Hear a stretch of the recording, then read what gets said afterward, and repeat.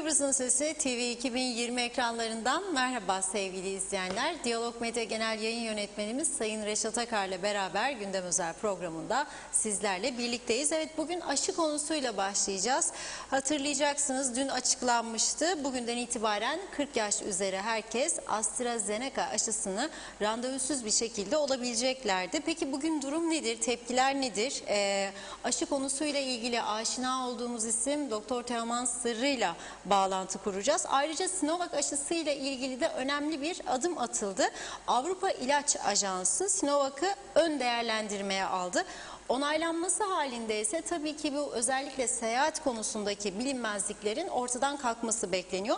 Bugün diğer bir önemli gündem konusu da Rum yönetimi lideri Nikos Anastasiadis'in Kıbrıslı Türklere yapmış olduğu çağrı.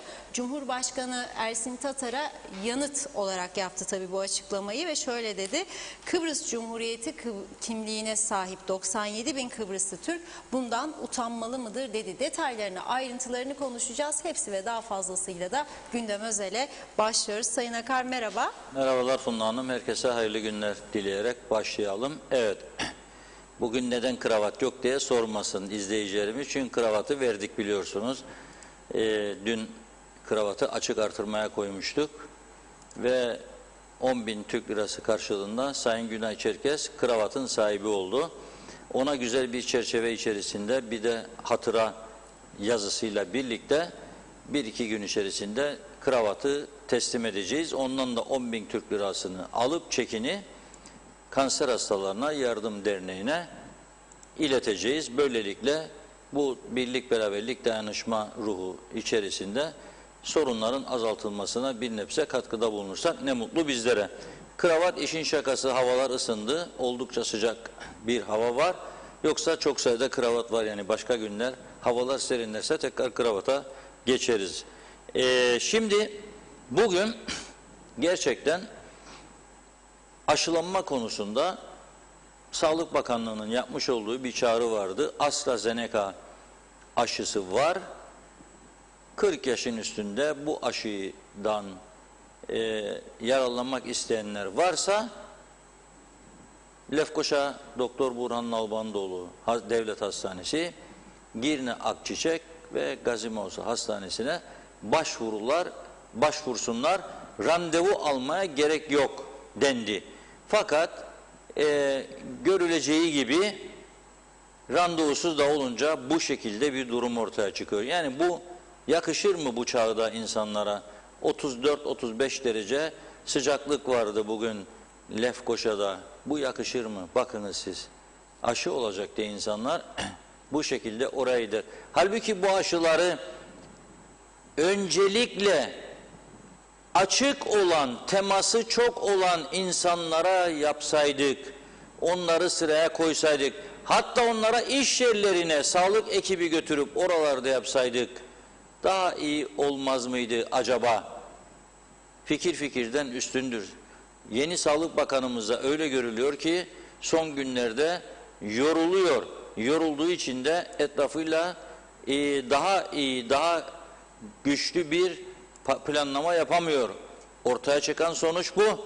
Lefkoşa Doktor Burhan Nalbandoğlu Hastanesi'ne bakıyoruz arkadaşlar. İyi bakın bu görüntülere. Yazık, günah. 35 derece sıcakta aşı olacak insanlar. Peki biz bunu niye daha iyi bir şekilde organize edemiyoruz? Bu aşılar elimizdeydi zaten, AstraZeneca'lar. Bir iddiaya göre 32 bin civarında da Sinovac aşısı var Sağlık Bakanlığı elinde. Bu şekilde mi yapacağız aşılarımızı? Yoksa az önce de söyledim, öncelikli kesimleri ortaya çıkarıp onlara mı yönlendireceğiz? Mesela Güney Kıbrıs'ta 32 tane özel hastane ve kliniğe aşı yapma yetkisi verildi. 10 euroyu veren gidip orada aşısını oluyor.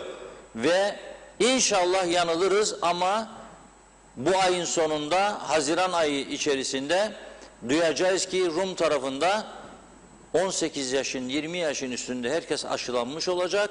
Biz de bu tarafta daha nüfusun yarısının aşılanmadığını konuşacağız. Ondan sonra da ne diyecek bize şu anda hastanede grev yapan sağlıkçılar? Ne diyecekler bize? Vallahi açılmayın, kapanın evlere, devam edin aç kalmaya, iflaslara devam, yok olmaya devam. Onu söyleyecekler bize, değil mi? O yüzden Sağlık Bakanımıza, ilgili personele, üst kurula buradan çağrı yapıyoruz. Bu aşı işini bu şekilde değil, daha planlı, programlı, daha insancıl bir şekilde yürütelim. Daha doğru dürüst iş yapalım lütfen. Ve öncelikli olanlara başlayalım. Nedir öncelikli olan? Markete gidiyorsun, kasiyerle temastasın, kasiyer insanlarla temastadır. Yapın marketçilere, turizm sezonunu açtık, insanlara diyorsunuz ki otelde konaklayın diyorsunuz. Kapalı turizmde. O otelciyi ne kazanacak da ne harcayacak? Bütün personeli otelde tuttuktan sonra kaç oda kaldı geriye da iş yapacak da para kazanacak? Bunları da düşünmek lazım. O zaman aşılayalım, gönderelim evlerine gitsinler. Herkesin yaptığı gibi. Bakınız bugün kısa bir süre sonra Londra'dan yine Doktor Teoman Sırrı ile bağlantıyı yapacağız. Niye?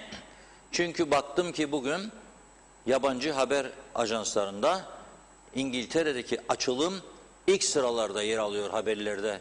Niye? İngiltere'de aşılanma süreci hemen hemen tamamlanmış ve 21 Haziran itibariyle İngiltere tam açılıma gidiyor. Müzikli eğlence yerlerinde maskesiz eğlenceler düzenlenmeye başladı İngiltere'de. 21 Haziran'da tam açılım. Ne kaldı bunun burasında? Yani çok uzun bir süre yok. Ve biz burada 80 milyonluk, 85 milyonluk, 75 milyonluk ülkeler bu sorunu çözecek, aşılanma sorununu bitirecek. Biz burada 350-400 bin neyse ama 18 yaş üstü 280 bin, 300 bin insanın aşı sorununu hala konuşur olacağız. Bu kabul edilebilir bir durum değildir. Lütfen toparlanalım ve kendimize gelelim. İkinci bir konu. Şimdi bakınız bugün, dün burada, aslında dünden başlayayım. Dün burada devlet hastanelerinde doktorların devam eden grevine değinmiştim. Bekliyordum bugün en azından Sağlık Bakanlığı'nda bir toplantı gerçekleşsin ve bu toplantıda uzlaşıya varılsın ve sendika grevini kaldırsın. Fakat Sağlık Bakanlığı'nın da bu konuda sorunun Maliye Bakanlığı ile sendika arasında olduğunu söyleyerek biraz geride durduğu gerçeği çıktı ortaya. Sağlık Bakanlığı ki esas birinci derecede sorumludur. Bu iş doktorlarla Maliye arasında. Çünkü Maliye diyor ki ben size 3 aylık hayat pahalılığını gecikmeli ödeyeceğim. Şimdi ödeyemem çünkü param yok diyor. Parası olmayan bir adam nasıl ödeyecek şimdi? Gerçekçi olalım. Yok para. Ve gene siz hiç olmazsa normal maaşları alıyorsunuz. Ya diğer insanlar hiç maaş alamıyorlar. Onlar ne yapsın? 14 aydan beri hiç maaş alamayan insanlar var. Mağazasını kapadan ve iflas sürecine geçen insanlar var. Bugün evine doğru dürüst yemek götüremeyen insanlar var. Hayat pahalılığı da biraz ertelensin, ne olacak yani? Nedir bu bir inat bir murat gidiyor bu iş? Kabul edilebilir bir durum değil. Bugün bir acil bir toplantı, ya bu grev uzlaşıyla sona erdirilir ya da oturur Bakanlar Kurulu yasa gücünde kararname ile yasaklar bu grevi. Bugüne kadar yasaklamamasının ana nedeni nedir biliyor musunuz? Bırakın greve gitsinler, biz de maaşları kurtarırık bari. Çünkü onlar grevde olduğunda maliye maaş ödemiyor. Kim ödüyor? Sendika ödüyor. Sendika nereden buluyor? Aidatlar birikmiş durumda, bankalarda faizler falan da işliyor. Buradan ödeyecek. Ama bu kabul edilebilir bir durum değil. Ve bugün Lefkoşa Doktor Burhan Nalbantoğlu Hastanesi'nde meydana gelen aşı olayının dışında 2 tane olayı sizlere aktarmak istiyorum. Sabahtan itibaren telefonlarımız hiç durmadı. Arayan, bilgi veren, aktaran ve yardım isteyen çok sayıda insanımız var. Düşünün, baba 6 aylık bebeği için, 6 aylık aşısı için. Çünkü diyorlar ki aşıyı Sağlık Bakanlığı'ndan alacaksınız, hastanelerden. Eczanelerde yok bu aşı diyorlar. Ne olacak?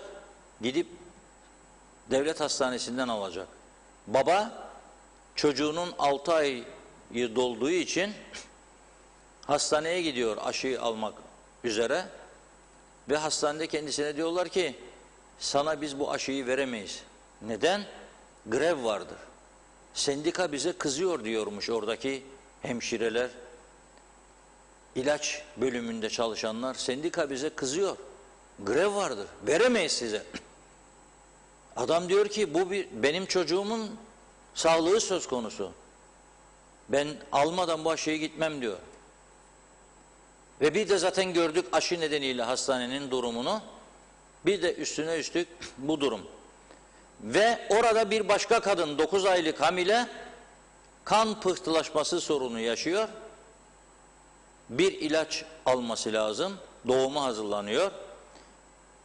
500 Türk lirası dışarıda ilacın değeri. Parası yok. Gidiyor oraya çünkü sigortalı ve hakkı var. Ona da diyorlar sana da veremeyiz bu ilacı diyorlar. Kadın doğum bekliyor. Saatler kalmış. Canı tehlikede. O ilacı alması lazım. Onun önüne de grev gerekçesi çıkarılıyor. Yani siz şimdi hayat pahalılığı artışını alamıyorsunuz diye insanların hayatını da bu kadar tehlikeye atabiliyorsunuz. O zaman ben sizin Hipokrat yeminini sahte olduğuna söylemek zorunda kalırım. Nasıl bir yemin bu yemin? Bütün dünyadaki Hipokrat yemininden farklı bir yemin mi var sizin kitabınızdaki?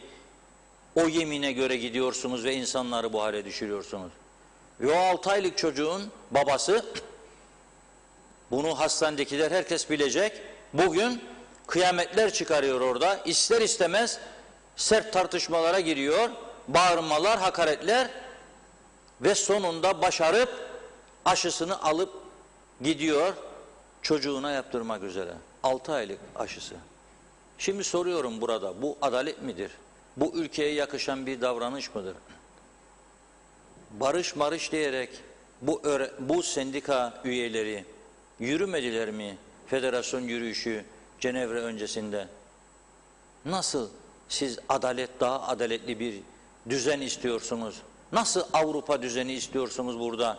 Sizi bu akılla, bu mantıkla, bu yemin ettiğiniz Hipokrat yemini ettiğiniz da tanımadığınız bu yeminle size bunların hayat şansı tanıyacağını mı düşünüyorsunuz? Orada doktorluk yapabileceğinizi federal çadı altında mı düşünüyorsunuz? Çok yanılıyorsunuz. Ezici bir çoğunluk işsiz kalacak federasyon sonrası. Öcü korkusu örmek için değil. Tam tersi ben bir çözüm olmasını istiyorum ve artık diyorum ki herkes hakkı neyse onu alsın. Bir adalet gelsin bu ülkeye. Çünkü bu düzende gelmiyor. Bu düzende gelmiyor. Madem ki onlar da canı gönülden istiyor, buyurun gidin, olsun bu iş, bitsin.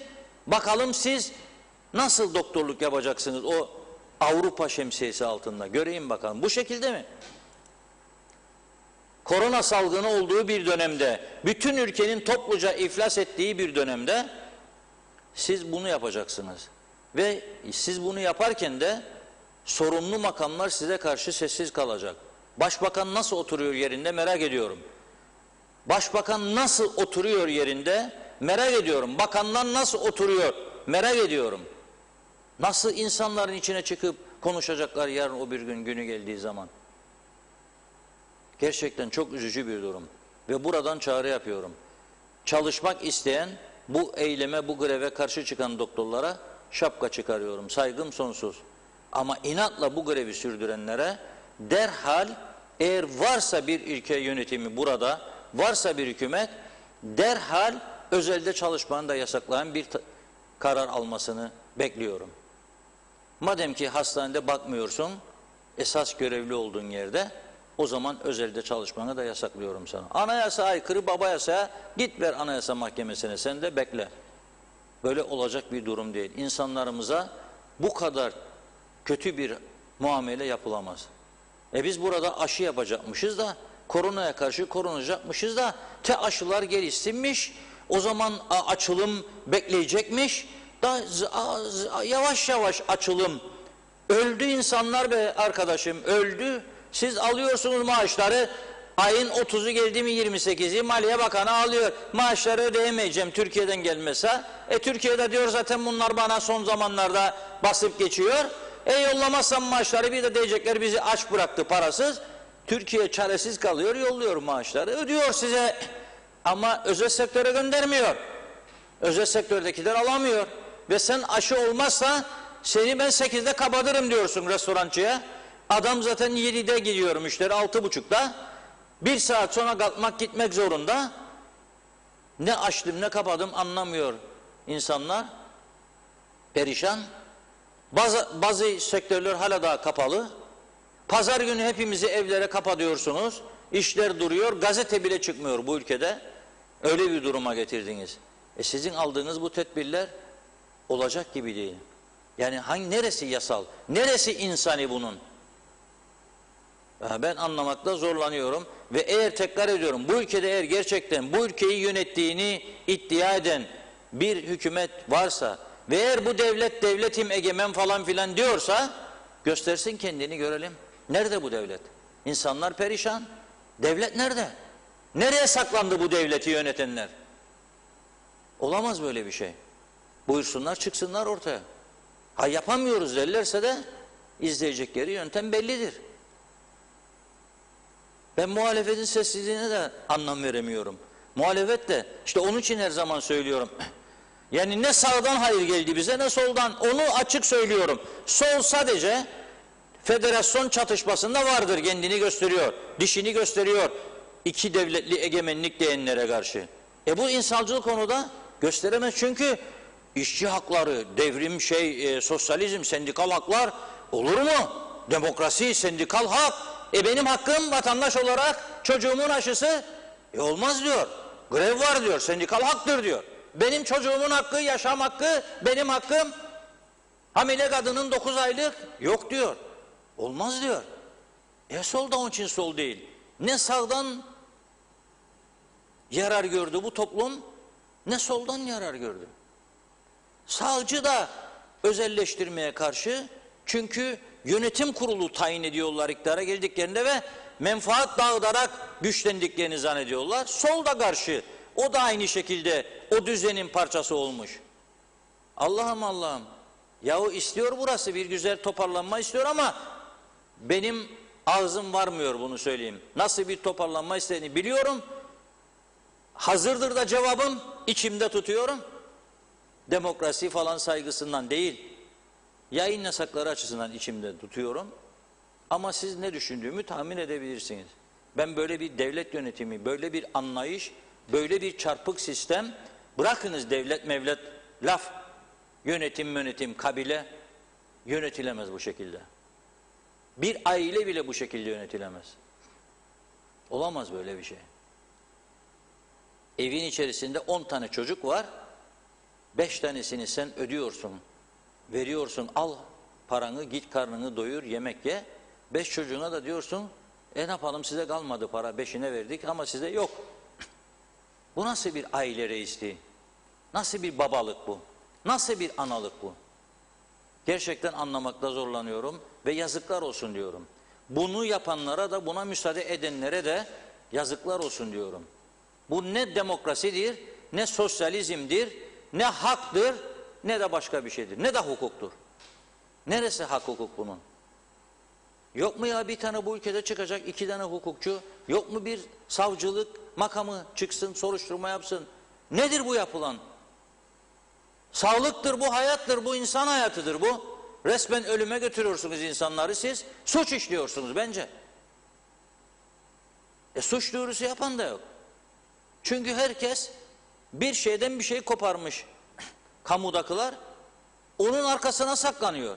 Dokunma diyor, sana ne diyor, kötü adam olma. Ben oluyorum. Benim çok doktor arkadaşım var. Ne yapayım? Gücenirlerse gücensinler.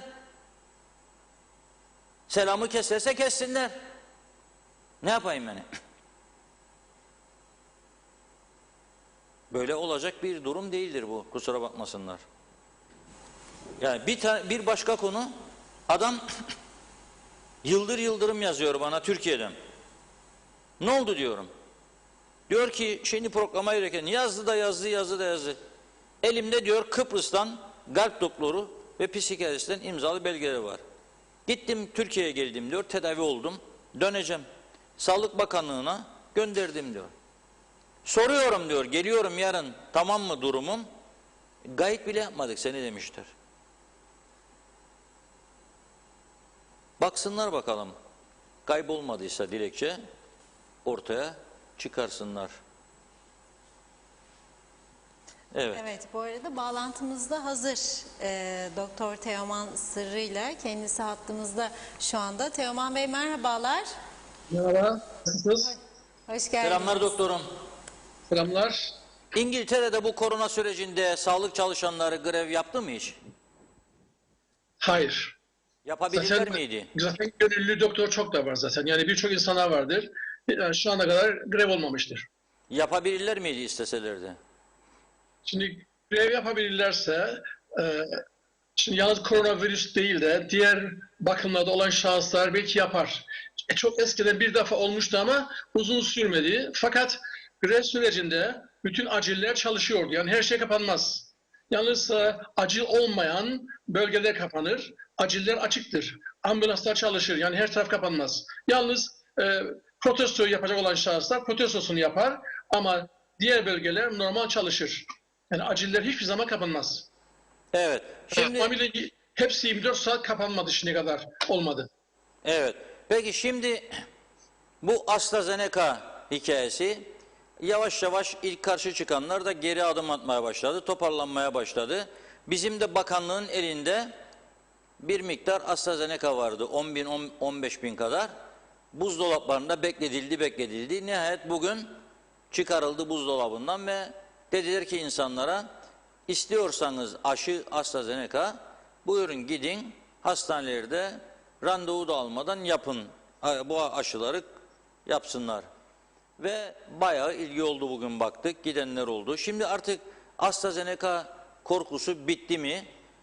AstraZeneca olursam bana bir şey olur mu diyenler var hala az miktarda. Bunlara ne söylemek istersiniz?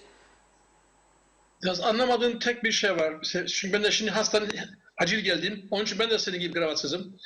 Ceketi çıkartmadım. Bir şey söylediniz. Dediniz ki aşı verecek. Yani aşı vurulacak yoksa evine, Var. herkes Aşı var evine aşı elinde, verecek. bekliyor aşı. Aşı var ama vatandaşlar tepki gösterdi. Bir ay önce geldi bu aşılar. Vatandaş istemedi AstraZeneca diye bazıları sesler çıkardı. Sağlık Bakanlığı da bunu durdurdu. Evet. Ama şimdi geri adım atarak AstraZeneca'ları isteyenler buyursun yapsın dedi. Yapsın yani halk eve götürsün yoksa Halk hastane yapacak. gidiyor. Yok, Anlamadım. bugün bayağı rağbet oldu ama hala korkanlar var. Korkmaya devam mı edelim yoksa ne diyorsunuz? Şimdi artık korku olmamalıdır. Artık devamlı bu bir politika yüzünden söylenmiştir biliyorsunuz. Hatta biz biliyorsunuz herhangi bir şahıs aşı olmadan ve virüse kapanırsa yani bu hastalığı alırsa her 10 kişide bir kişide pıhtılaşma olur. Ama aşıdan sonra tabii bilmiyorduk daha önce var mı yok mu virüs problemi insanlarda. Çünkü o test yapmadan aşılar veriliyor. Onda da baktılar ki aşı yapıldıktan sonra her milyonda 4 kişide bir kişide yani pıhtılaşma bulundu. Yani 250 binde bir kişi. Yani bunu percentage yaparsak 0,004 yani hiç sayılır bu. Riski çok az. İngiltere'de ve bütün dünyada her ilacı biliyorsunuz yan tesiri var. Her ilacın bir problemi vardır ama riski faydasından çok fazlasıysa biz onu artık gözümüz kaparız. Bu neye benzer? Sakın tatile gitme çünkü ne olur? Uçak düşebilir, havuzda boğulursun. Tamam doğrudur. Risk var ama bu risk o kadar küçüktür. Herkes tatile gider. Şimdi AstraZeneca aslında en 127 ülkede kullanılan ve en çok kullanılan bir ilaçtır. Fakat maalesef manufacturing yani prodüksiyonda biraz problem olduğu için bazı politikalar yardımcı oldu ki beklettiler bu aşıları vermekte. Ama şu anda İngiltere'de en çok yapılan aşı AstraZeneca'dır. Şu anda 60 milyon aşı verilmiştir. Bu 60 milyonun %80'i AstraZeneca'dır. Diğeri de Pfizer'dir ve birkaç tane de şimdi Moderna vermeye başladılar.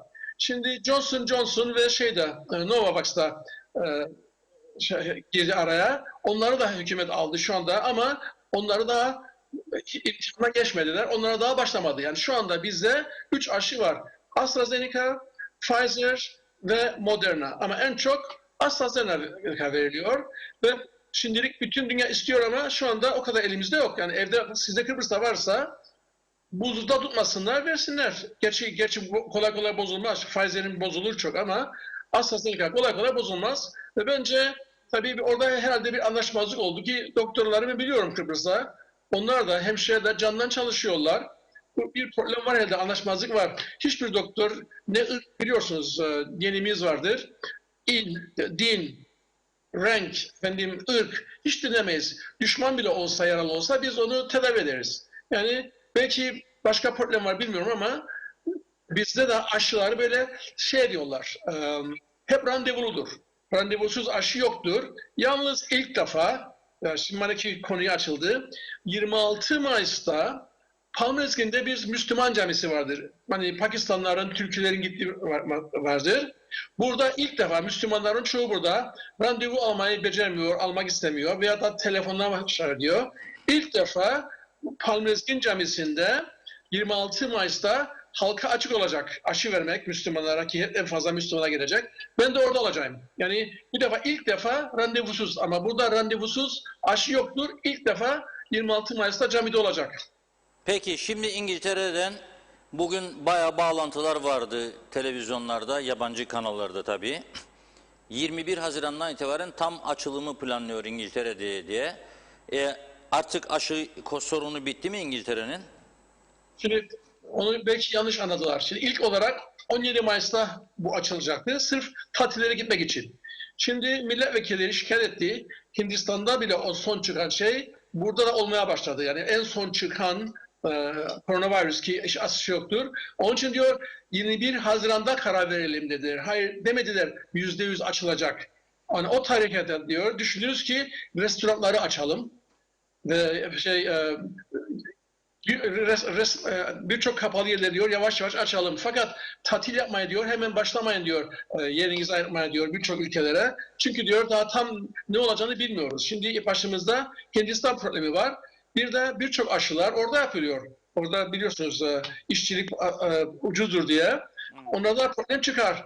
Sonra daha birçok araştırmalar var burada. Birincisi, bilmem işitmişseniz geçen cumartesi, pazar, geçen bu Bank ilk defa olarak kapalı yerlerde 3.000 ile 5.000 gencimizi önce test yaptılar bakalım. Herhangi bir hastalığı var mı yok mu, koroner var mı? Bunları diskoteye koydular ki her türlü buna yani doğal bir aşılanma olsun birinde hastalık varsa.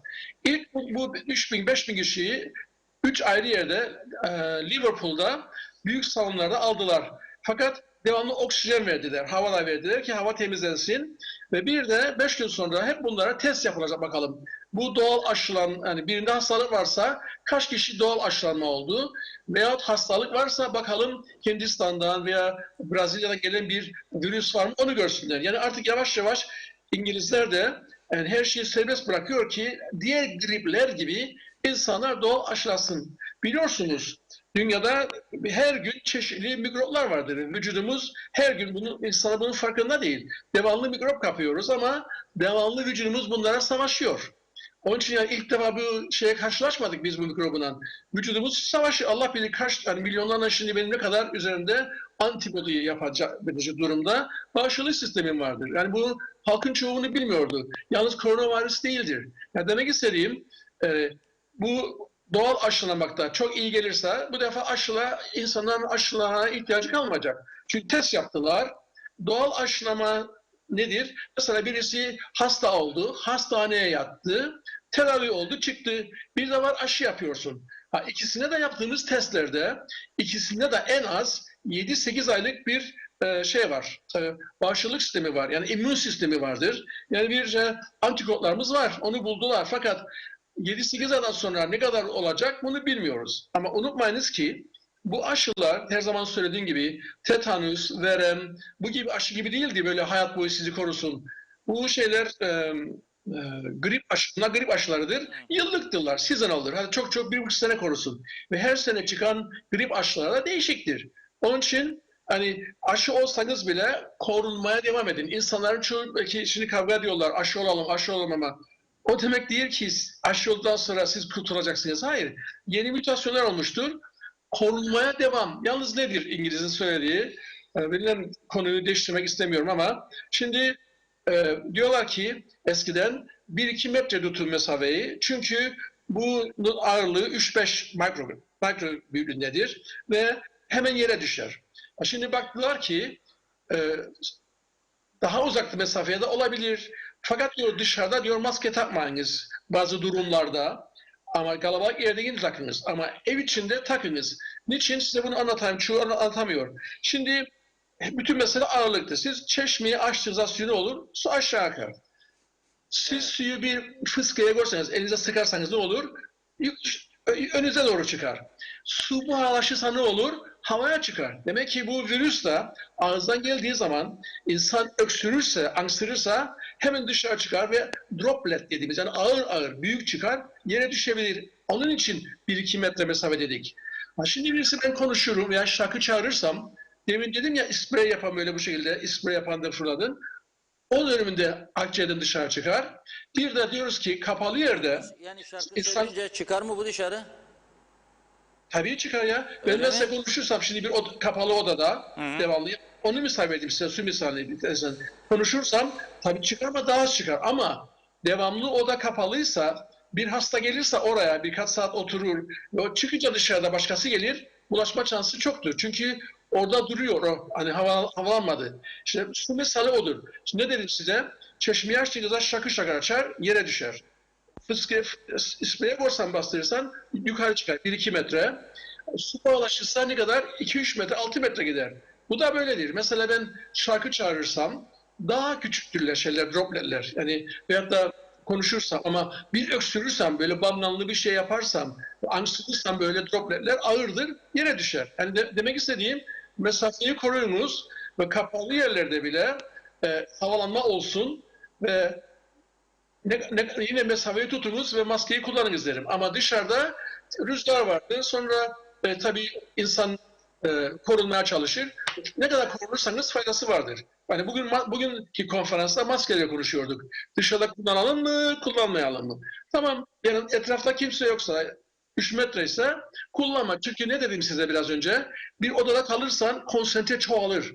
Çünkü hava yoktur. Ama dışarıdaysan rüzgar alır gider. Baktığında yanında çok insan olacak. Mesela şimdi yakında cenazeleri bırakıyorlar. Şimdi geçenlerde cenaze vardı. 30'dan fazla yasaktı. 30'dan fazla geldi diye ceza ettiler. Şimdi yakında 40 yani 17 Mayıs'tan sonra artık 40'tan sonra 40'tan fazla kalıp gelebilirler diyorlar. Ve onu düşünüyorlar ki bazı restoranlar da havalıysa açsınlar. Ben demek istiyorum artık mevsim de müsait değil. Çünkü biliyorsunuz sıcak havalarda bu virüsler yaşamıyor. İnsanlar da artık strese girdi. Strese girince bağışıklık sistemi de iyi değildir. Onun için yavaş yavaş mecburdur yapmaya. Yani bir grip varsa hayat boyu tabii yasaklar yoktur. Ama şart değil daha mesela hemen acele aşı olasın. Zaten Avrupa'nın bazı ülkeleri şaşırdı ne yapsın. Diyorlar ki biz tatilleri açığız ama 2 aşıyı ol. Bir dakika bakalım. Bize daha yenile başladık. 40 yaşından verelim aşıları. Bunlar da ikinci aşı olsun gençler. Belki de Haziran ayını geçecek. Ve geçen gün bir karikatür vardı. Güldüm. Mallorca biliyorsunuz küçük adalardır. İspanya'ya ait ve bazı küçük adalar vardır. Gençlerimiz oraya gider. Bodrum gibi. Bir karikatür yaptılar. Bu yaz diyor Ağustos ayında hep yaşlılar değneklerle böyle sakallı yürüyemeyen bayanlar disco yapıyorlar. Çünkü bunlara aşı yapıldı. Diğerlerine yapılmadı. İşte bu sebeple İngiltere başka ülkede biri gelecekse aşı istemiyor. Yalnız diyor gelmezden önce PCR testi yapacaksınız. Bir daha onların 33-35 arası bazı memleketler için Hindistan'da da koydu. Hiçbir zaman gelemezler. Şimdi trafik ışığı koydu. Kırmızı, amber, yeşil. Bu ülkede kırmızıysa diyor hiç gelmezler bize. Ama sen İngiliz tabasıysan ve İngiltere'de yaşıyorsun ve o ülkede işin vardı veya ondan geliyorsun. Bu defa mecburi karantinaya geleceksin bizim otellerde 10 gün. 2. ve 8. günde mecburi PCR testi yapacaksın ve 1750 sterlin para vereceksin diyor bu ülkelerden gelirse.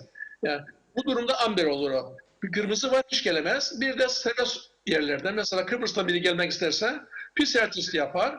Bir de bir forma doldurur ki son 2 hafta hangi ülkedeydi. Çünkü bazı insan açık gözdür. Mesela diyelim Hindistan'dadır. Başka ülkeye gider. Tamam mı? Oradan gelir. Başka ülkeden geldiler. Ama 2 haftadan fazla kalmadıysa o ülkede 10.000 sterlin cezası var. Ha, ya boş bırakmazlar. Peki şunu soran bir izleyicimiz de soruyor, bana özelden mesaj attı. Spor yapanlarda aşı kan pıhtılaşması yapar mı? Spor yapıyor diye. Şimdi bak, ne kadar gencisan, ne kadar sağlamısan, vücutların güzel, yani her şey tamamsa, hani bu riskle de azalırsın. Şimdi yaşlıysan, bağışıklık sistemi zayıflıysa, trombositlerin de kötüyse, tabii şeydir, hani olma şansı var ama ne kadar gencisan, hatta biz deriz, bir insan ne kadar sağlamsa, ameliyatla başarılı olur. Her insanda ameliyat olmaz ki, hastalar olur. Ha, bu da böyledir. Spor yaparsan dolaşım iyidir. Fakat en mühim nedir? Aşıdan olma riski çok azdır. Yani pıhtılaşma. Çünkü pıhtılaşma nedir? Burada yalnız oturmak değildir. Yani spor yaptığında sirkülasyon olur. Mesela uçaklara bindiğinde yürü deriz, pıhtılaşma azalsın. Ama bu hastalıkta pıhtılaşmayı yapan virüstür. Virüs ne yapıyor? Trombositleri sayısını azaltır. Bu trombositlerdir işte problem yaratan. Bunlar azalınca ve bunlar sebep olur pıhtılaşmaya. Yani problem oradadır. Aşı diyorlar ki bazı aşılar da yapar ama en fazla yapan dediğim gibi her 10 kişide bir kişide bu şey yapar, pıhtılaşmayı yapar trombositler azalır. Her 10 kişide bir kişide trombosit azalır. Bir de bu azalan şahıslarda her 6 kişide bir kişide de pıhtılaşma olur. Yani pıhtılaşma herkeste olmaz. Onun için yapacağın kan testi vardır. Mesela şüphen varsa bak bakalım bu trombositler azaldı mı azalmadı mı? Şimdi onlar azalırsa problem çıkar. Ve spor yapanlarda olma riski çok daha azdır. Ama oturan bir şahısta zaten virüs olmasa bile pıhtılaşma olma şansı büyüktür. Çünkü oturuyorsun ve dolaşım olmuyor. Sertleşme olur ve spazm olur kan damarlarında. Onun için şansı büyüktür. Onun için Evet. spor yapana da daha az olur. Son olarak Sinovac konusuna geçelim. Nihayet, çünkü Kıbrıs'ta çoğunluk Sinovac aşısı oldu, ben dahil, Çin aşısı. Tabii bu Avrupa'dan henüz onay almadı. Dolayısıyla açıklanan Avrupa Konseyi tarafından dün açıklanan seyahat bildirgesinde Sinovac aşısı yoktu. İşte Pfizer vardı, AstraZeneca vardı, Moderna. Johnson Johnson vardı mesela. Fakat Sinovac yoktu. Şimdi bugün bir haber geldi Brüksel'den. Avrupa İlaç Ajansı Çin aşısı CoronaVac'ın, yani bizim Sinovac dediğimizin AB ülkelerinde kullanılabilmesi doğrultusunda bir inceleme başlatmış ve bir süre sonra da bu incelemenin sonuçlarını açıklayacakmış. Yani onay aşamasına geldi. Dolayısıyla böyle bir karar alırsa tabii burada İngiltere'nin tavrı önemli. İngiltere buna uymak zorunda olur mu? Avrupa İlaç Ajansı böyle bir karar alırsa İngiltere ben Çin aşısı yaptım diye kabul edecek mi, yoksa bana yok senin aşını kabul etmem mi diyecek geldiğim zaman Londra'ya? Şimdi İngiltere'de biliyorsun Brexit olmuştur aralığın 31'inde. Artık Avrupa'yı dinlemez. Yani fakat iyi bir şey varsa hani Avrupa'ya bağlıysan, Avrupa'da bir karar geçerse bu AB'ye üye olanlar, Rum tarafı da Fransa, İtalya hep mecburdur dinlesinler o ne derse. İngiltere artık dinleme mecburiyeti değildir. Fakat İngiltere ne diyor ilkten? Beni aşılar mühim değil diyor. Çünkü aşı olan insan da koronavirüs olabilir. Çünkü koronavirüsün şimdi koruduğu Covid-19'dur. Bu aşılar ona karşıdır. Birkaç tanesi diyor ki belki Afrika kurtarabilir ama Pfizer'e baktı, Zeneca'da baktı, korumuyor. Onun için diyor ki İngiltere, aşılama için değil, gelmezden önce PCR testi yapacaksın. Zaten Avrupa'da değişecek yakında çünkü herkes turist istiyor. Birçok acentalar, oteller kapanıyor. Şimdi derse ki bu iki aşıyı yapmadan gelemezsiniz. Gençler zaten bu aşı daha olsun artık olacak. Eylül, Ekim, Kasım olacak. Onun için diyor hükümet, şimdiden dikkatli olun. Bu hükümetler devamlı değişiyorlar. Avrupa'da batıyor. Onun için bu aşı meselesini bence İngiltere gibi olacaklar. Şimdiye kadar birçok ülkeler bu Sinovac aşısının araştırmasını yapmadılar. Çin de açıklamadı. Lazım Çin desin ki bak ben bu kadar aşıyı verdim. 2-3 hafta sonra bu kadar şeyim vardır. Bağışıklık sistemi var, var, antibodileri var. şeylerim var, pardon, antikotlarım var. Bu kadar zaman korur. Bunları açıklasa, bunlar da deneyini yapsa bırakacak. Zaten herkes artık turist istediği için diyemez sen Afrika'da yaptın, Türkiye'de yaptın, Kıbrıs'ta yaptın. Göreceksin ki hep bunlar kalkacak. Evet. Ve yalnız hep PCR testi içecek. Bakalım oldu mu olmadı. Hele bu şimdi Hindistan'dan gelenler aşı olmuşsa bile yakalanırsa yakalanacak. Anlatabildim mi? En iyi koruma şeyi PCR testi ve korunacaksınız. Şu anki uygulama, tabi bilmeyebilirsiniz, bunu sağlıkçısınız ama okuduğumuz yazılar, haberlere göre mesela güneyde yaşayan birisi Kıbrıs Cumhuriyeti, Larnaka'dan uçtu gitti Londra'ya ve Pfizer aşısı var. İkinci aşıyı da yaptı, karnesi de var. Karantinasız giriş yapabilir mi İngiltere? Yapabilir, karantinasız tek bir şehirde oluyorum. Çünkü kırmızı ülkede değildir Kıbrıs. Kıbrıs yeşil bölgededir. Yalnız diyorum ki aşıyla alakası yoktur İngiltere'nin. O diyor ki PCR testi yapacaksın gelmezden önce. Bir de gelmezden önce İngiltere'deki laboratuvarlardan yazacaksın. Sana geldiğin zaman test gönderecekler eve. Hani PCR testi yapacaksın. 2. ve 8. gün ve zannedersem 200 sterlin bir şeydir. Onu da ödersin.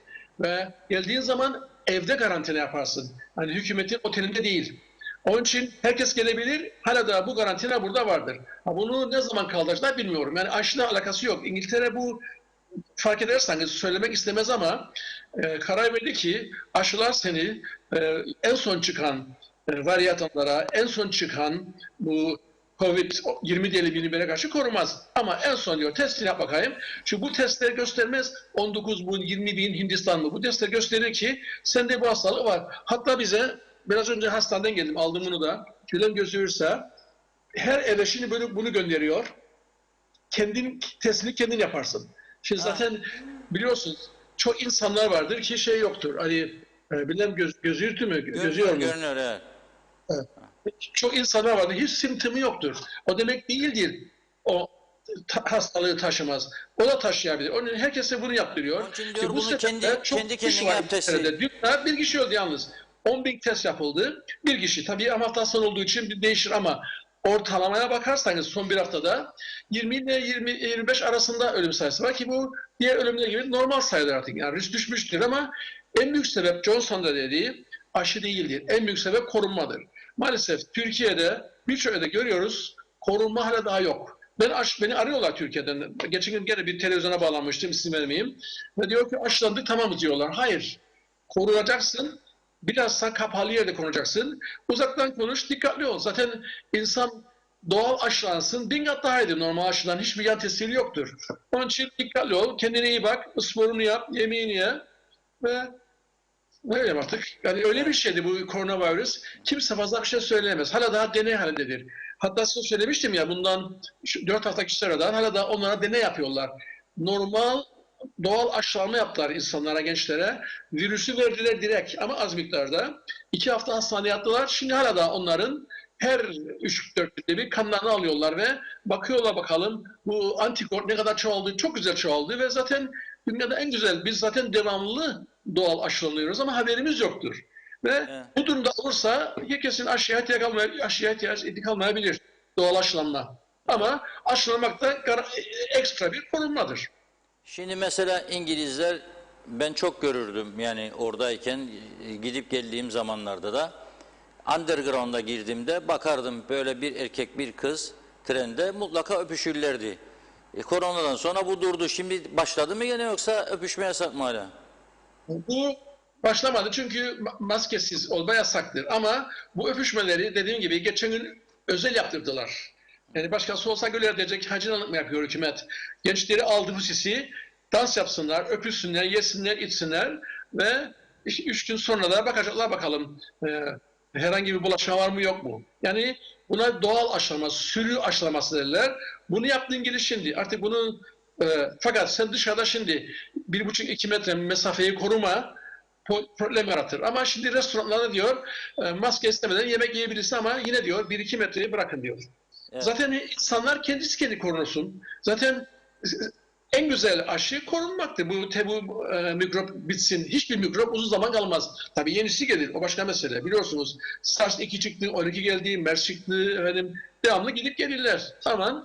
Bundan sonra artık bu güzel bir ders oldu. Artık böyle eskiden gibi böyle öpüşmeler, yapışmalar olmayacak.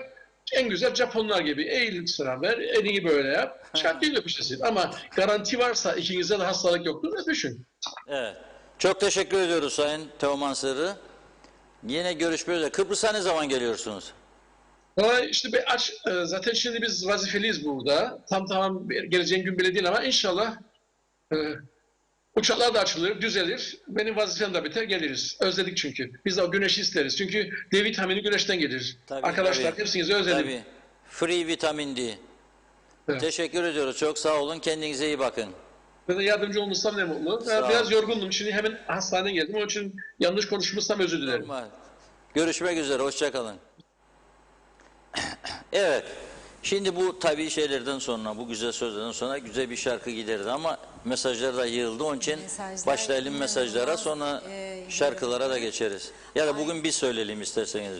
Yok Reşat, Ama ben başka şey isterim. zaman yapalım. Prova yapıp öyle yapalım. Bir televizyon programında şey veriyor, bir aynalı bir şey veriyor eline konukların şimdi. O hamamdaymış gibi yankı yaparmış ses konuştuğumuzda. Şarkı söylüyorlar insanlara. Sesi en kötü olanın bile biraz daha iyi çıkıyor sesi. Onun için ben öyle bir şey bulayım önce o aleti. Biz onu Ondan sonra. deneyelim. Evet, hemen başlayayım mesajlara. Gürkan Bengü Giritli, sağ ve sol yok bu ülkede, bozuk kokuşmuş bir düzen var demiş. Altan Karakuş, iyi yayınlar. Reşat Bey, maalesef ben ne devlet görüyorum ne de hükümet, hikaye diyor. Aylin Kızıl'da, boşuna sinir olursun Reşat Bey, ülkenin geleceğini düşünen lider yok, koltuğunu, cebini düşünen liderler var demiş. Şenay Sami, ağzınıza sağlık Reşat Bey. Allah kuvvet versin de konuşun. Fakir fukaranın Allah yardım etsin. Teşekkürler diyor. Gürkan Bengü Giritli, tepkisiz bir toplumuz, yazıklar olsun demiş. Ali Aydın Aktaş da ağzına sağlık Reşat Bey yazdı. Mehmet Akın, yargı anayasa vardı bu ülkede. Egemenlik kayıtsız şartsız milletindir. Şimdi savcılar, avukatlar, hakimler ödesin doktorların parasını, grev son bulsun ya da onları göreve davet ediyorum. Yasal işlem başlatsınlar. Bu pandemi döneminde grev mi olur demiş ya da şimdi tekrar desinler Türkiye bize müdahale etmeli. Türkiye olmazsa ne yapacaksınız merak ediyorum demiş. Hürrem Dede de Reşat abi çok doğru söylüyorsun. Grev çok, hastanede doktor yok, zam çok, yazık insanlara. Bu devlet düşünsün, biraz günah demiş. Güray Altun, sendika bu ülkeyi keyfine göre yönetiyor. Bu işi bir vali çözer diyor. Mehmet İnancı, yasaların değişmesi lazım Reşat Bey. Vekillerin değişmesi lazım. Başkanlık sistemi gelmesi lazım. Çok şey lazım. O zaman sahneye Reşat Bey yazmış. Elif Ahmet Kara, acilen insanlığa dönülmeli. Sağlıkta grev mi olur? Nasıl bir mentalite? Doktorlar kendilerini bu grevde geri çekip hizmet vermiyorlar. İşte bu doktorlar doktor değildir. Doktorluk bu değildir. Doktor küçüğü ve yaptıklarını hatırlasınlar lütfen. Ben bu insanlara yazıklar olsun diyorum yazmış. Dilek Şenol Ertuğ, Sağlık Bakanlığı'nın başvuru kabul ettiği mailler geri dönüyor. 4 defa başvuru yapmıştım, tümü geri döndü. Elden verilen raporlar ve kimlik bilgileri bulunamadı. Tam bir rezalet yaşadım ben de demiş. Zehra Sencer, hayırlı yayınlar. Mecliste milletvekilleri, gidenler meclisi terk ediyor. Gidenler de sayılı, koltuklar boş demiş. Hasan Abdurrezzak, iyi yayınlar. Diyabetik olanlar AstraZeneca aşısı olabilir mi diye sormuş. Erol Topçu, iyi yayınlar diliyor. O da teşekkür ediyoruz. İsmail Bükülmez, yüksek muayene ücreti alan doktorlar, vergi ödememek için kredi kartı makinesini kullanmayan doktorlar, pandemide para diye bağıran doktorlar, bu doktorlar bu kafayla nereye gidiyorlar? Mustafa Özcan, aşı markası konusunda ısrarcı olmak ne kadar doğru bilmiyorum ama dünkü yayınınızdan sonra Türkiye'de akraba 3 ayrı doktoru aradık bilgi almak için. Sıcak bakmadıklarını Çin aşısını tavsiye ettiler. Bir de burada o aşının ne kadar süredir beklediğini bilmiyoruz. Ülkenin durumu malum yazmış Mustafa Bey. Uğur Nazen'de Reşat Bey, Funda Hanım, sizden bir ricam olacak. Bu karar alma mercileri ne yiyip ne içiyorlar acaba? Bu kafaya ulaşmak için bizim için öğrenir misiniz lütfen? Ben bir restoran işletmecisiyim. İftar saati 19.45, restoranın bu haftaki kapanış saati 20.30. Bu hafta diyorum çünkü haftalık değişiyor bu saatler. Karar alıcılar bu virüsle haftalık anlaşma yapıyor sanırım. Sağlık Üst Kurulu bir önceki hafta 20'de kapattı bizi. Bir sonraki hafta 20.30 oldu. Bir önceki cumartesi 18'de kapattık. Bu cumartesi 20.30. Gülelim mi, ağlayalım mı bu duruma?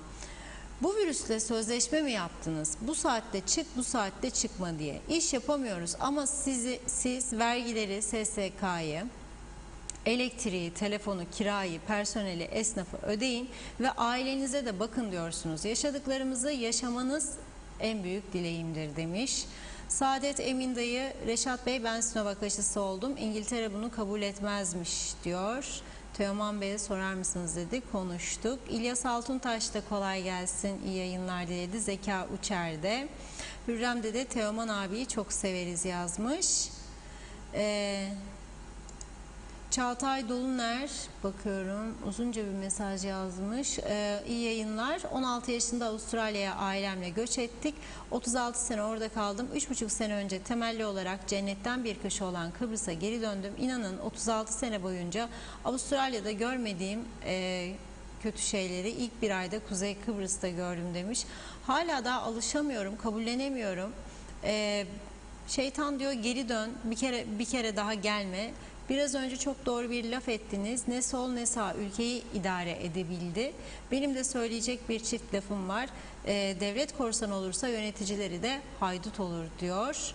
Yusuf Umut Yeter Miroğlu tabii aşıyla ilgili yazdı. Dünya genelinde aşıdan sonra ölümler ve çok sayıda yan etkiler var ama lakin medya kuruluşları insanları gerçekleri göstermiyorlar diyor.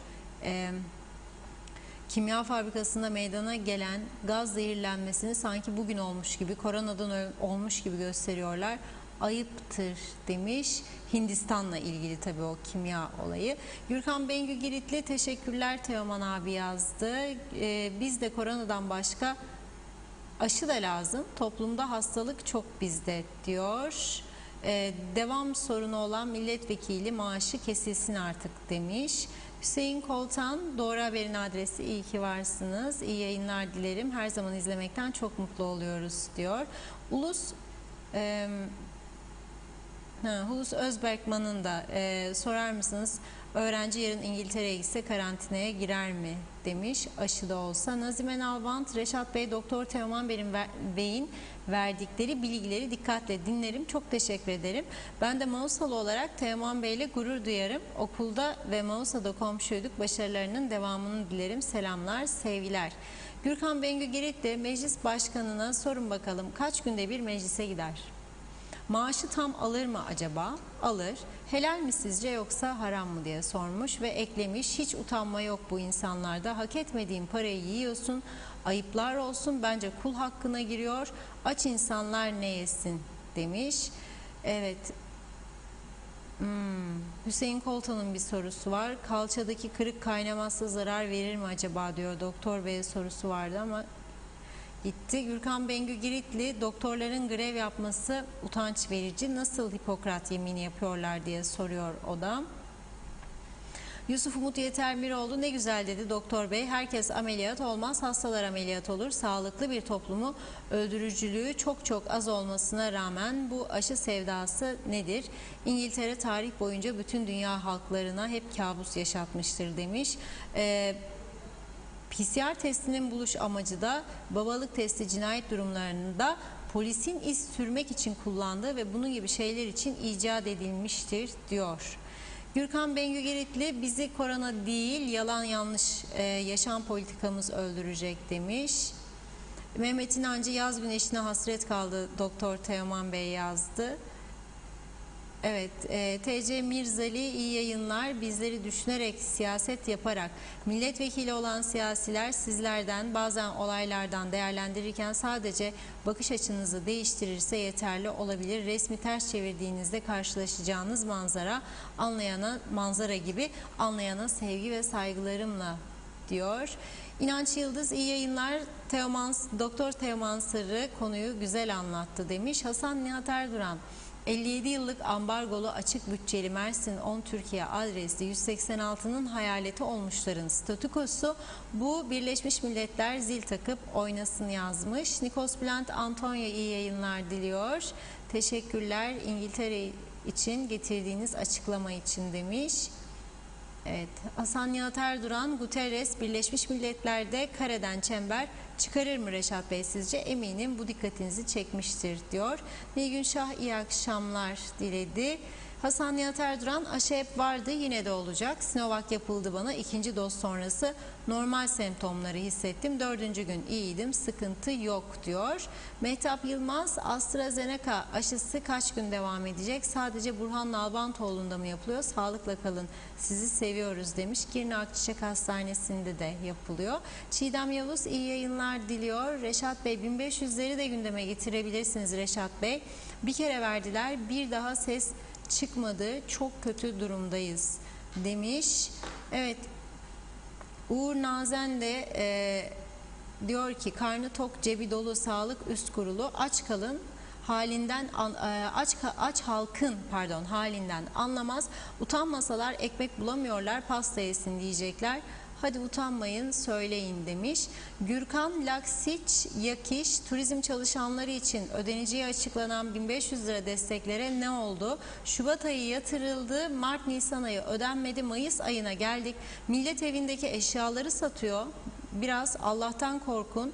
Vermeyecekseniz de söyleyin, açıklama yapın. Ödeyeceksiniz de bayram geldi. Hadi demiş diyor. Evet, mesajlara burada bir nokta koyuyorum. Reşat Bey buyurun.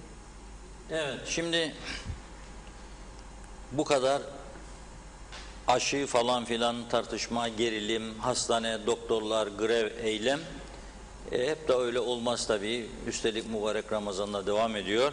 Bir tane Türk sanat müziğinden dinleyelim. Sağlıkçılardan da bahsettik. 2 tanesi sağlıkçı üstelik bu müziği çalanların, müzik aletlerini çalanların. Onlardan bir şarkı dinleyelim. Sonra diğer önemli konularımıza geçelim.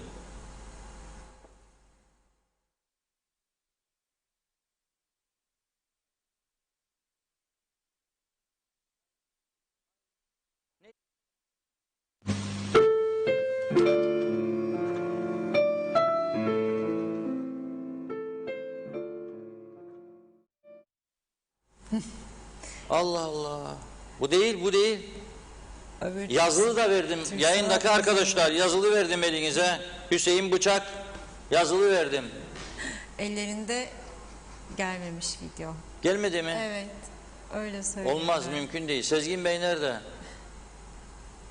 Sıralamayı mı değiştirsek Reşat Bey? Önce piyano ile gidelim o zaman. Peki, öyle yapalım. Mehmet Evet, Sakarya, Melis Yelkenci Yelkenci ikilisinden. dinleyelim. Evet. Peki.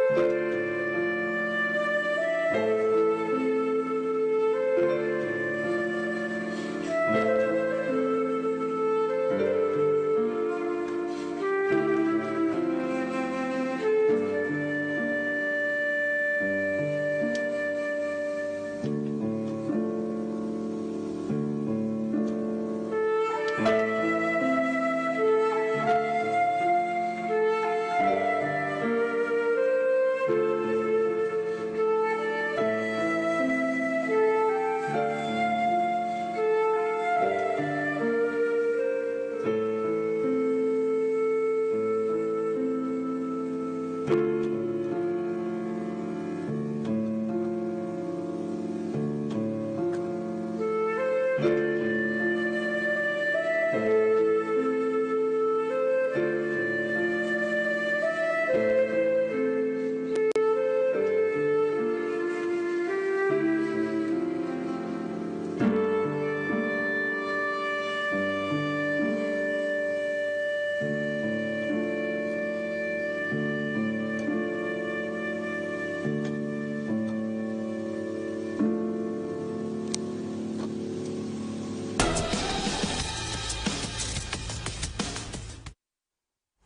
Evet. Mehmet Sakarya ve sevgili Melis Yelkenci. Melis Yelkenci ve Mehmet Sakarya'nın birlikte çok güzel piyano ve yan flüt gayet güzel gitti.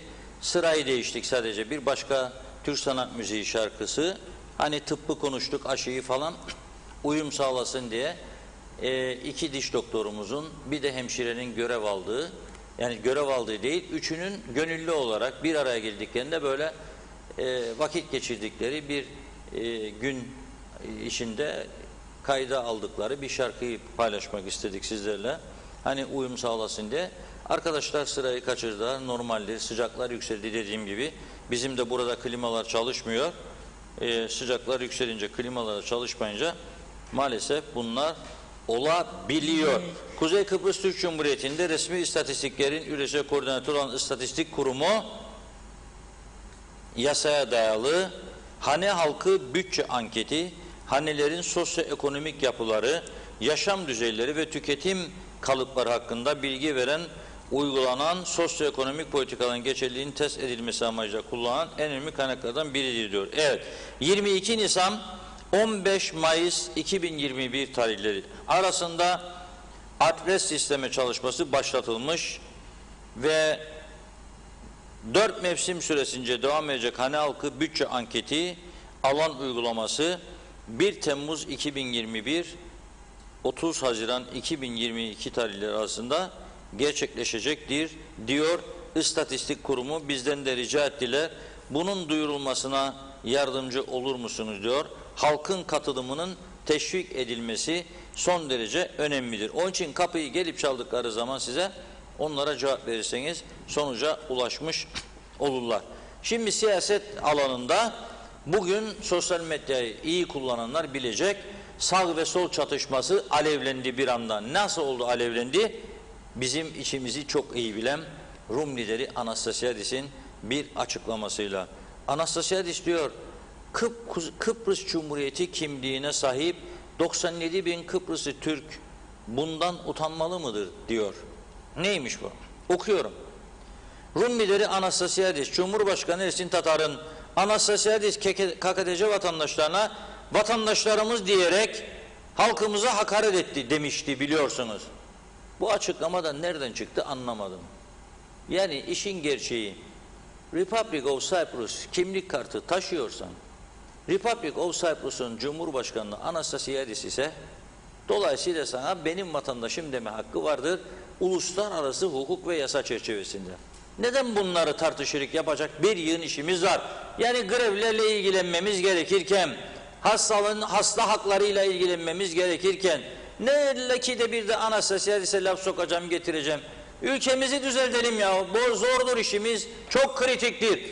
Eğer bugün kapılar açık olsaydı, o adam 6 aylık çocuğunu kucağına alıp Rum hastanesine gitmeyecek miydi zannedersiniz? Ya benim olsa gitmeyecek miyim zannedersiniz? Gideceğim. Hiç bunun Türklükle, Rumlukla, vatanseverlikle ilgisi yok.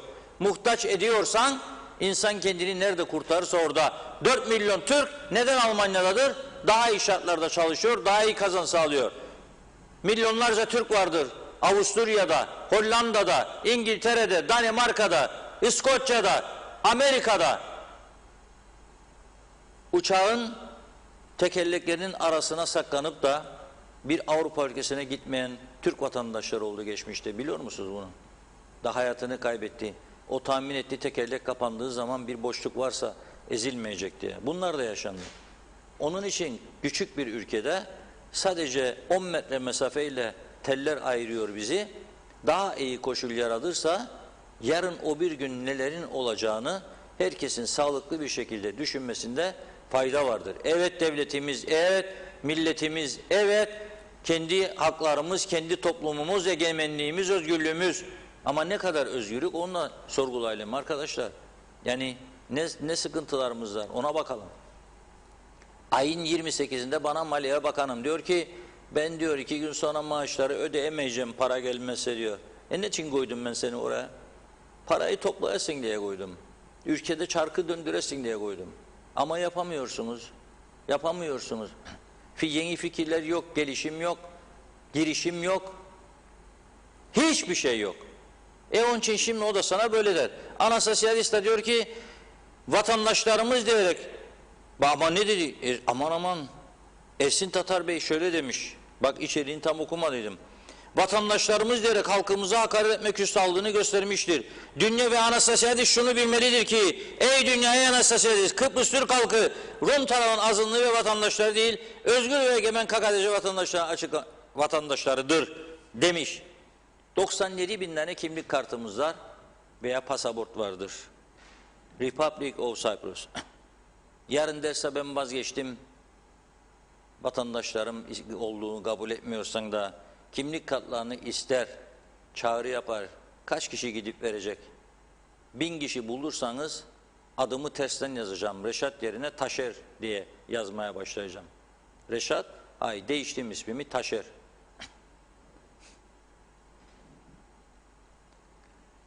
Ana sosyalist de diyor, herkesin diyor sabrının bir sınırı vardır diyor.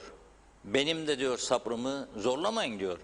Bizim çabamız Birleşmiş Milletler'in, Avrupa Birliği'nin ve Türkiye üzerinde nüfus kullanabilecek ülkelerin Kıbrıs konusunda BM parametrelerinin dışına çıkan karşı tarafa orantılı bir tepki vermesini sağlamak adına uluslararası bir aydınlanma sürecinin parçasıdır. Sayın Tatar'a sormak istiyorum. Kıbrıs Cumhuriyeti kimliğine sahip 97 bin Kıbrıslı Türk bundan utanmalı mıdır?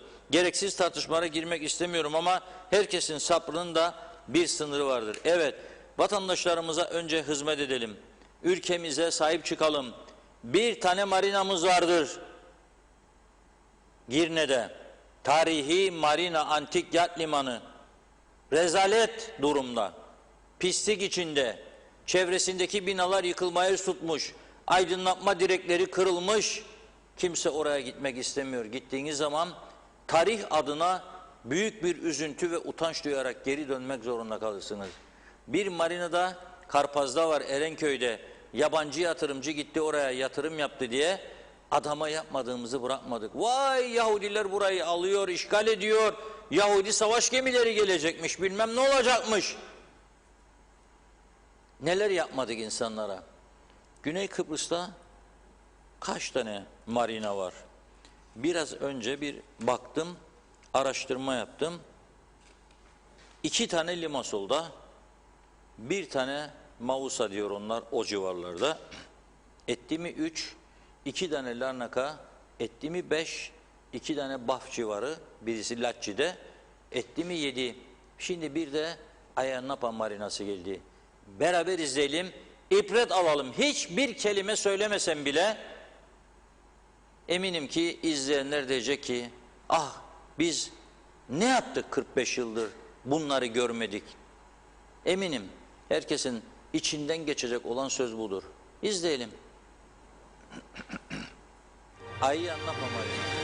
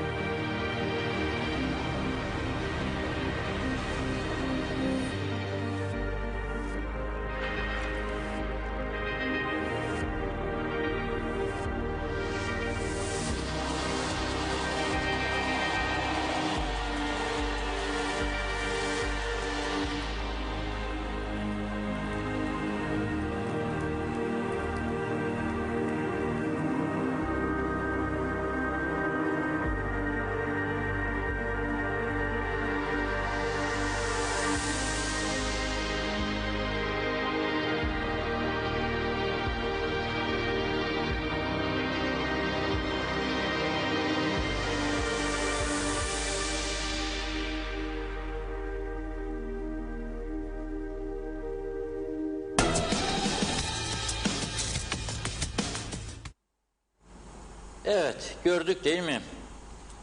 Ayia Napa Maria diyorlar buna. Kim yaptı bilir misiniz bu marinayı?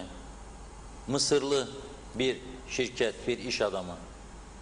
Araplar işgal ediyor Kıbrıs'ın güneyini, dikkat edin ha. Hristiyan, Ortodoks Hristiyan Rumların yaşadığı Güney Kıbrıs'ı Müslüman Araplar işgal ediyor. Aman Allah'ım, aman neler olacak neler. Hepimiz şimdiden bunu düşünelim. Korku, korku, korku. Neler olacak? 200 milyon eurocuk yatırdı Mısırlı şirket buraya. 200 milyon eurocuk.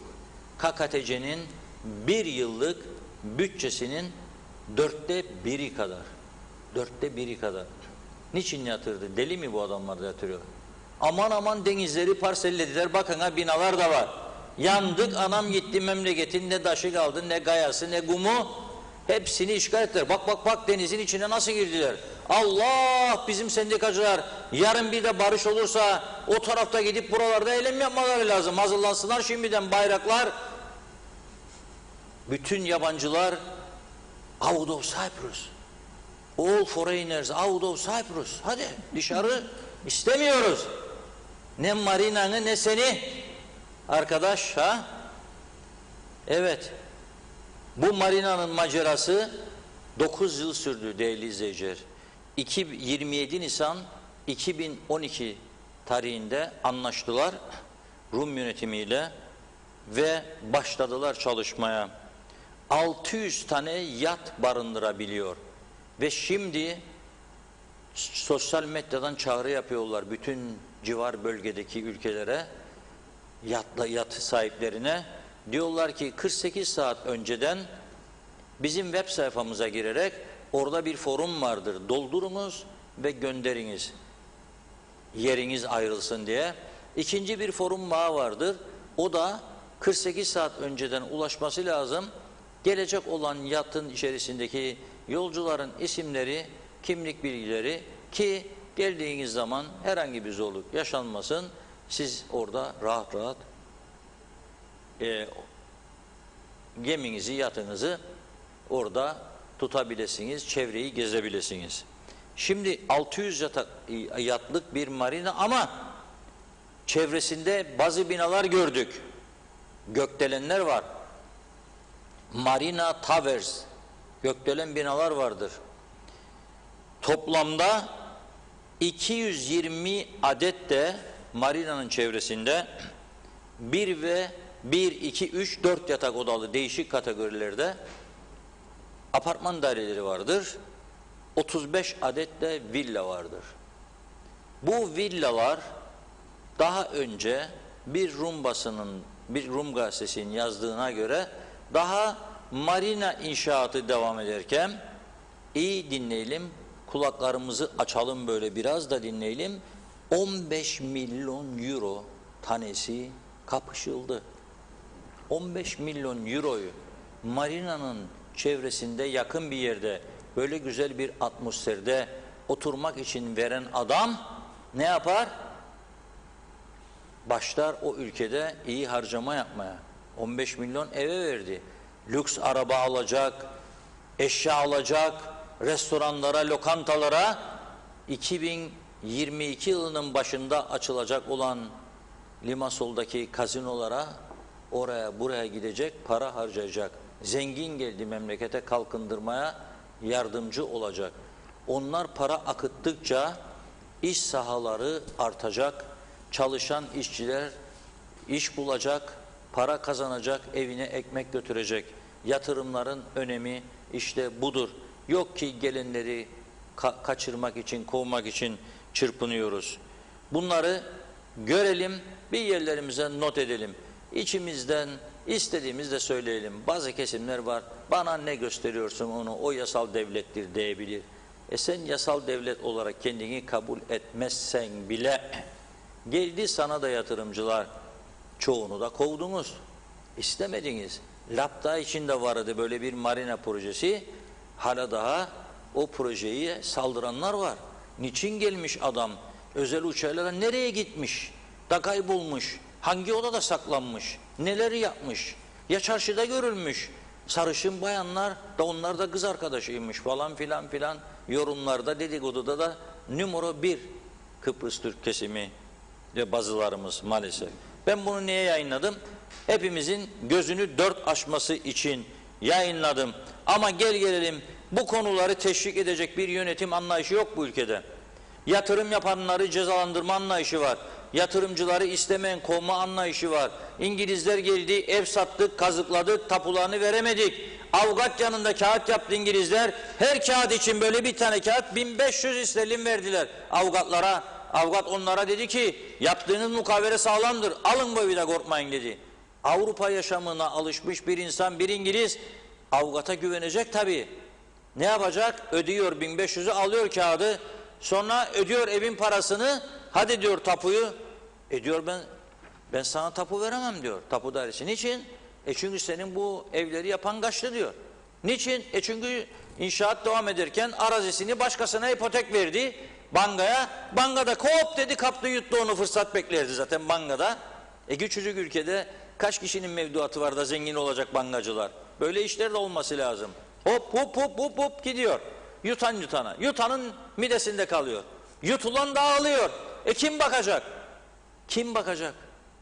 İngilizlerin malları açık artırmayla satışa çıkarken bir tek kişi gidip yapmayın Allah aşkına, durun Allah aşkına diyen o da merhum kurucu Cumhurbaşkanı Raif Denktaş'tı. Ötekiler de uzaktan seyrediyorlardı İngilizlerin. Bana ne? Almayaydı. Neçin aldı? Bilmezdi burası Kıbrıs'tır şu. Ama sorumlu insanlardan söz ediyorum. Vekil, bakan falan filan diyorum. Ya bekliyoruz bu ülke kalkınacakmışmış da tanınacakmış egemen iki eşit devlet.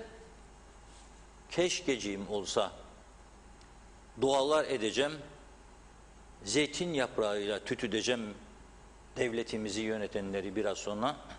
Üfleyeceğim buradan, hepsinin makam odasının üstünden geçsin. Bir de parlamentomuzu dolaşsın. Evet, Diyanello Sütün Fabrikası'ydı orası da bir zaman biliyorsunuz.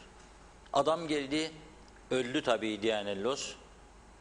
Geldi gördü ki 2003 kapılar açıldıktan sonra Konstantinos Damtas, Güney Kıbrıs'ın önemli iş adamlarından birisi. Uy dedi, bizim fabrika dedi, parlamento binanız oldu. Bari onu olsun bir Türk arsası üstüne yapaydılar yahu. Hiç mi akılları kesmedi bu Kıbrıslı Türklerin dedi. Kesmedi. Sen satmayı düşünür müsün diye sorulduğunda evet dedi. Versinler paramı satayım dedi. 2003'te 2 milyon euro cuk istediydi. Vermediler. Taşınma komisyonunu devreye sokmadılar. Mal taşınmaz mal komisyonu kaldı. Şimdi orada egemen devlet tartışması yaparlar. Toprak bizim değil, bina bizim değil, üstüne ilave ettik. Nasıl inanacak Amerikan elçisi, Avrupa büyük elçileri, Almanya, Fransa, Danimarka bizi bu dinleyince? Ne almıyoruz ya? O bu kadar kişiler milyoner, milyarder oldu bu ülkede. Paraları çoğu okyanusun ötesine gitti. Hava atarlar bana 200.000 sterlinlik arabalarda giderler, ciplerde. Havada uçar arabalar. Çifte çifte villalar, saraylar. 15 odalı, yüzme havuzlu villalar. Otel gibi. Ama oturduğun yer bu tarafta senin değil. Egemenlik falan dediğin meclis senin değil. Toprağı da hiçbir şey de. Nasıl olur bu iş? Neden bunun doğrusunu yapmak istemedik bu kadar zaman ve hala daha direniyoruz? Neden? Neden doğrusunu yapmak istemiyoruz?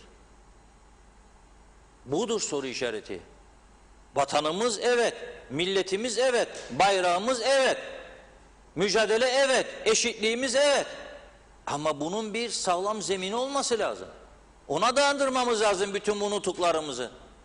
Yok aldım da gittim de vermem, ölürüm ben, ayağına sıkarım kurşuna vermem, gel bakalım. Yok öyle bir şey. Yok. Bugün bize yaptırmazlarsa çocuklarımıza, onlara yetişmezse torunlarımıza yapacaklar. Nasıl rahat edeceğiz mezarlarda, yattığımız yerde acaba gün gele onlar rahatsız olurken çocuklarımız? Ne diyecekler? Sen bana bıraktığın ev ama senin değildi de bana bıraktın. Ey baba diyecek. Mezarına gelip sana ne duası okuyacak acaba? Onu düşün bakayım. Toprağın altında da rahat uyumayacak. Demek ki bu zihniyeti götürenler. Silkinelim ve kendimize gelelim diyorum. Yazık. Evet, Evet, ben de son mesajlarla mesajları tamamlayalım. aktarayım. Bir de şarkımız vardı, söz verdik doktorlarımıza. Evet, Hazır vakit de şarkımızda geldi. mesajlardan sonra hemen yayınlarız. Fatma Feremezoğlu, iyi yayınlar. Bugün Lefkoşa Devlet Hastanesi'nde aşı randevumuz vardı demiş. Fakat düzensiz. Maalesef güneşin içinde bekletildik. Yazıklar olsun diyor. Hasan Nihat Erduran 3. gün mesai bitmeden Kıptek elektrik kesti bugün. Bilginize demiş. Gürkan Bengü Giritli müzik harika, huzur veriyor. İnanç Yıldız da dinlendirici bir müzik piyano eşliğinde demiş. Yusuf Umut Yeter Miroğlu, operatör doktor Mehmet Okan Özdemir diyor ki korona grip türevi bir virüstür ve sürekli mutasyona uğrayan bir virüs. Kızamık ya da su çiçeği gibi aşısı olmaz. Bu virüsü yenmenin tek yolu aşıdan değil güçlü bir bağışıklık sisteminden geçer. Bu insanlarda bilim insanı ve bunun gibi binlercesi var demiş. Evet, Nihat Oflazoğlu da gerçekten bir virüs olsaydı diyor. 1. Ölümcül salgın olan ve halkın evlerine kapatıldığı bir ülkeye tatile gider miydiniz? 2. Ölümcül salgın varsa turistlere neden bulaşmıyor? 3. Covid taşıyan polisler turistlere veya Covid taşıyan turistler polislere bulaştırmıyor mu? Onlar da ailelerine taşımıyor mu? Bu bir plandemidir. Aşı da yalandır. İnanmıyorum. Bu planın içinde devlet başkanları ve doktorlar var. Aşıya hayır diyorum demiş. Hüseyin Koltan, Reşat Bey müzik için çok teşekkür ederiz. Bugün hastanedeki kalabalık vaka sayısını arttırmayacak mı acaba? İnsanları yığdılar oraya aşı için. Çok teşekkür ederiz. Ağzınıza yüreğinize sağlık sevgilerimle diyor. Sayar Aker, halk uyandırmadıkça devlet uyur demiş. Hasan Kutluer, güzel söylediniz Reşat Bey. Rahmetli İrsen Küçük nerede vefat etti acaba? Bizim Cumhurbaşkanı Rum pasaportunu soralım diyor. Mehmet İnancı, Rum lider Anastasiadis, bu tartışma sonrasında lokmacıyı açmayacak, sıkıntı o zaman başlayacak. İşimiz gücümüz demiş maskaralık. Orhan Aslan, Sayın Tatar sürekli gündemi değiştirmek için ve oyalama amaçlı bu tür davranışları yapıyor. Peki Tatar'ın sürekli eleştirdiği Kıbrıs Cumhuriyeti'nin pasaportunu tutmuyor mu? Yani şimdi bunu açıklasın öncelikle demiş. Betül Kazımoğlu da Kıbrıs Cumhuriyeti yarın isimleri açıklarsa bu milliyetçiler kaçacak delik arayacak. Özellikle UBP ve DP'liler. Yusuf Umut Yeter Miroğlu, dünyada zenginler servetini katlarken zengin olmayanlar ruh ve beden sağlıklarını, işlerini, arkadaşlıklarını ve akrabalarını kaybetti. Korona önlemlerinin insanların iyiliği için olduğuna inanmak mı imkansız yoksa ben mi çok komplocuyum demiş. Evet bakıyorum. Gürkan Bengü Giritli, Karpaz'a bayramda akın var. Tüm bungalovlar full dolu diyor. Hasan Nihat Erduran, Birleşmiş Milletler seyahat belgesi verdi de biz iade etmedik mi? Birleşmiş Milletler utansın bundan, biz değil. Ambargolar Birleşmiş Milletler misyonuna aykırıdır, suçtur. Bu şartlarda rekabet edebilecek ticaret, turizm olmaz ki. Bunu Birleşmiş Milletler bilmez mi diye sormuş. İlyas Genç, Reşat Bey biliyorsunuz Lapta'da marina projesi vardı. Adamı yerden yere vurdular. İhaleye alan Annex şirketi vazgeçti. Hala yeni ihalesi yapılmadı diye biliyorum demiş. Ethem Durak, Reşat Bey niye Anastasiadis doğum belgesi ve pasaportu taşıyanlara yalnız vatandaşım der ya da demez. Hakkı mı var? Başlasın vergi de toplasın diyor. Nazime Nalbant, Funda Hanım, Reşat Bey, üzücü haberler bizleri inanın çok üzüyor.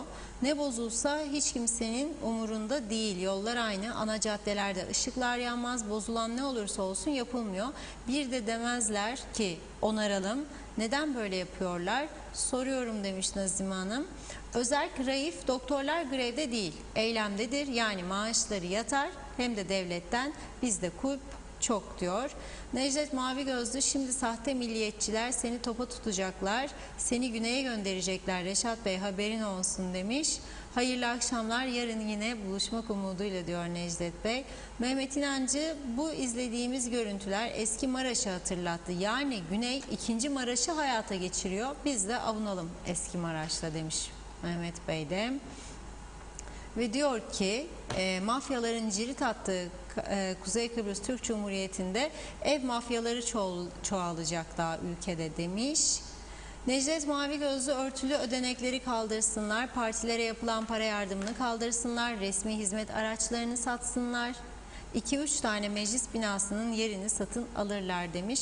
Ayşe Safa, dilinize sağlık Reşat Bey diyor. Engin Sedat Töz'ün iyi akşamlar. Biz Osmanlı torunuyuz, bize bir şey olmaz yazdı. Bakıyorum. Fatma Feremezoğlu, iyi yayınlar. Hala daha seçim paraları ödenmedi. Cenevre'ye para var diyor. Cemal Tunçkaya, güzel abim benim. Hep konuşuyoruz ama dinleyen yok. Dinleyen de ne desin? Kuzey Kıbrıs Türk Cumhuriyeti'dir. Adımız burada başlar. Farkımız Allah yardımcımız olsun. İyi yayınlar, sevgiler dilemiş. Mehmet İnancı, Reşat Bey, muhtarlarımızın ezici çoğunluğu size mesaj vermeye devam ediyor. Onları unutursunuz demiş. Yusuf Umut Yetermiroğlu, aşının yıkımı ileride daha büyük hasarlara yol açacak dedi. Son olarak da Mert Metin, çalışma izniyle sorunu olan, memleketine gidemeyen, gidip gelemeyen binlerce kişi var. 10 binlerce insanın sorunu bu. Kimin umurunda yazdı diyor ve mesajlara bugünlük burada nokta koyuyorum. Reşat Bey buyurun, söz sizde. Evet, son şarkımızda dinlemeden Mustafa Bazıbağlı Bey'in mesajını da okuyayım. Evet. Ben size diyor bu ülkede daha matrak, daha rezil bir konuyu aktarayım diyor. Tanıdığım, bildiğim 3. ülke insanı, dul bir çalışan kadın. 6 aydır diyor bu korona nedeniyle işsiz kaldı. Tüm evrakları tamam olduğu için diyor işsizlik maaşı alması için onu sigorta dairesine götürdüm. Durumunu memura anlattı, belgeleri verdi. Memur ne dedi bilir misiniz diyor. Senin evrakların tamam ama sen KKTC vatandaşı olmadığın için işsizlik ödeneği alamazsın dedi. Kadın üzgün bir halde orayı terk etti. Şimdi buna nasıl bir isim vereyim diyor. İsim belli. TRNC. İsim bu. TRNC demek lazım. Evet. Yazık. Hiç tutar bir taraf yok. Bana soruyorlar. İşte falan ülkeden gelip ev almak istiyormuş adam. Çok var. Her gün böyle 3 kişi, 5 kişi, 10 kişi bizim kurumları arıyor. Hiçbirinden doğru dürüst cevap alamıyor çünkü dağınıklık var. Neden gelmek istiyor bilir misin? Neden? Çünkü korona sayısı az. Vaka sayısı çok az. Güzel bir ülke. Bakıyor, videolar izliyor Kıbrıs. Diyor ki bu güzel. Doğası güzel, temiz. Ben Avrupa'da ne yapacağım diyor. Gideyim oradan bir yer alayım, bir ev alayım, yaşayayım diyor. Bu ama sen buraya onları nasıl getirecek, nasıl gelecek? Bir tanıtım, bir anlatım şeyin yok ki. İnternet sitesi yok. Adam gelip yatırım yapmak isteyen nasıl yapacak? Böyle bir şey yok. Darmadağın bir durumdayız. Çok üzücü. Neyse, sevgili diş doktorumuz Hüseyin Bıçak'ın yine kendisi gibi emekli diş doktorlarımızdan Turan Kenan ve emekli hemşire Erol Ali Güllü'nün, bu üçlünün güzel bir Türk sanat musikisi parçasını dinleyelim ve sizlere bugün öyle veda edelim. Müzik ruhun gıdasıdır demişler. Bir de immün sistemi, bağışıklık sistemi de artırmaya yardımcı olmuş. Bedava size ilaç göndermiş oluyoruz yani buradan. C vitamini falan filan esacıya para yetiştiremiyoruz ya, bedava bir şey gelsin bari. 4.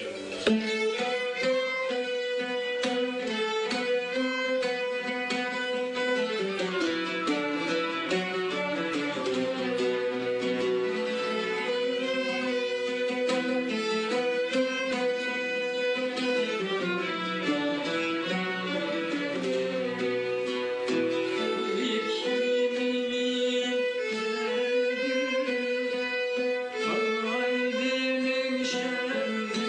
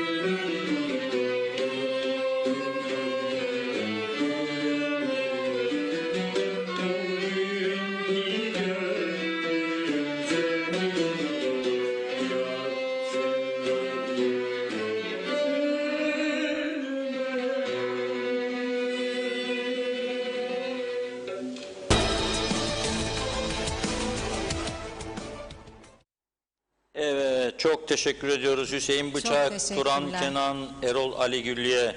Fikrimin diyor ince gülü, kalbimin şen bülbülü diyor. O gün ki gördüm seni, yaktın ah yaktın beni diyor. Kimse yanmasın, yananı Allah görürmüş derler. Ve bu güzel şarkıyla sizlere veda ediyoruz.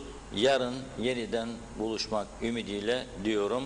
Funda Hanım'a sözü veriyorum. Biz de çok teşekkür ediyoruz size her zaman olduğu gibi değerli yorumlarınız için. Evet sevgili izleyenler, yarın yine aynı saatte görüşmek üzere diyorum ben de. Sağlıkla kalın, iyi akşamlar.